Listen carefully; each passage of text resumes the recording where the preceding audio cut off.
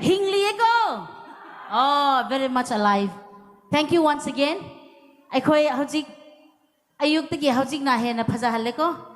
Karigi hairaga ngasi gi special oiraba akhoi gi women folks gi conference na gift phajaba pikraba. Aduna akhoi hapkre he na phajahan kre. Thank you so much.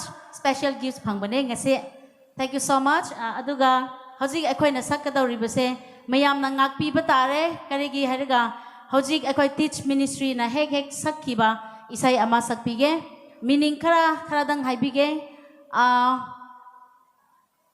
Prabhu Jisu aise nahakini aduga marup mapang sing ichil inaw taibangi mi oi sing na thadok rabasu kedongai su thadok roy natung ingini haibigi meaning da akhoi londagi sakpige ngasi tanja amuk laurge teach ministry se asingak tanate adubo mayam teach ministry haina nakhoi gi phone paiba mayam loina browse tawiraga nungsi biba pham thokpa loina tawbiro haibisi request tawjaninge. Thank you.